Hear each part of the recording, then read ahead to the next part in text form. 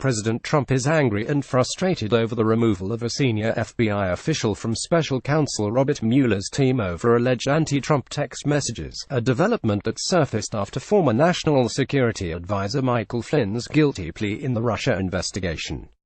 People close to the White House say Trump's frustration explains some of his tweets and statements lashing out at the FBI, but insist the president's team is not shifting its legal strategy in response to the probe. "When you see this partisan bend, there's a desire there to respond," said one former Trump transition and campaign official who requested anonymity to talk about the probe. "You have the president pointing out the FBI needs to be free of this bias." The top FBI agent assigned to Mueller's probe into Russia's 2016 election interference, Peter Strzok, was reassigned over the summer because of text messages he allegedly sent to a woman that criticized Trump and praised Hillary Clinton. Hillary Diane Rodham Clinton appeals court rules against releasing draft Whitewater indictments against Clinton. Dems resurface Flynn's lock her up comments after Mueller charges Cain Flynn will get fair legal process. He tried to deny Clinton more. Trump and his allies used the story, which was published Saturday in the New York Times and the Washington Post, to bolster their argument the Russia investigation is merely a politically motivated witch hunt against the president. Despite Trump's mounting frustration with the probe, the White House has decided that cooperating with the special counsel's office is the best way to bring it to a swift conclusion.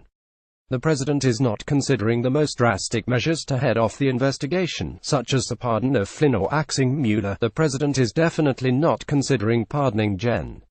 Flynn or firing the special counsel, as he has repeatedly said over the past 5 months, said Ty Cobb, the White House lawyer charged with handling the Russia investigation.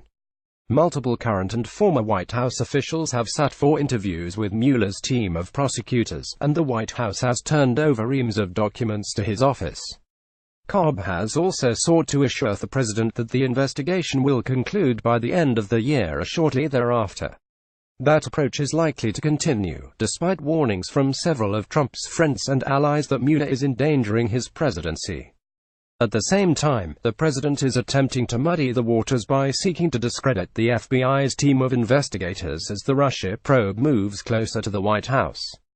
In a string of tweets over the weekend, Trump argued Clinton received special treatment from the FBI and that the agency was damaged by former Director James Comey's leadership after years of Comey, with the phony and dishonest Clinton investigation and more, running the FBI. "Its reputation is in tatters. Worst in history, but fear not, we will bring it back to greatness," Trump tweeted.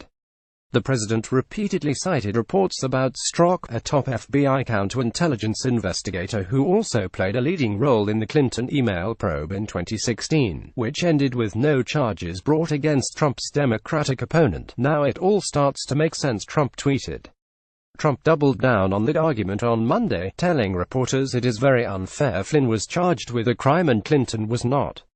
Mueller has thus far charged 4 people in his investigation into whether the Trump campaign coordinated with Russia's election meddling efforts, most recently Flynn, who is widely viewed as the special counsel's biggest get.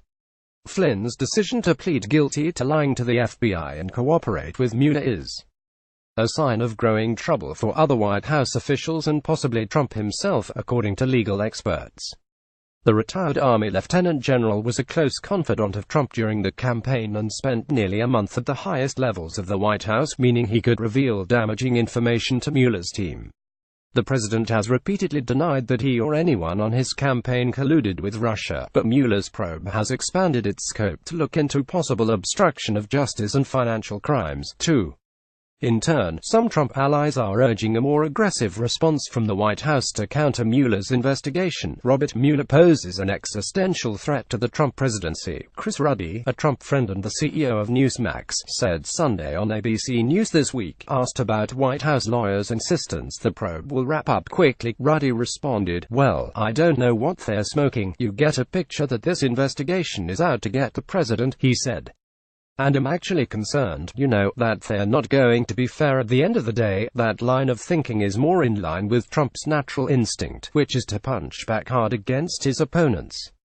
It's an attitude that dates back to his real estate career, when he was mentored by the hard-charging attorney Roy Cohn. But Trump's determination to keep talking and tweeting about the Russia investigation has frustrated some in the White House.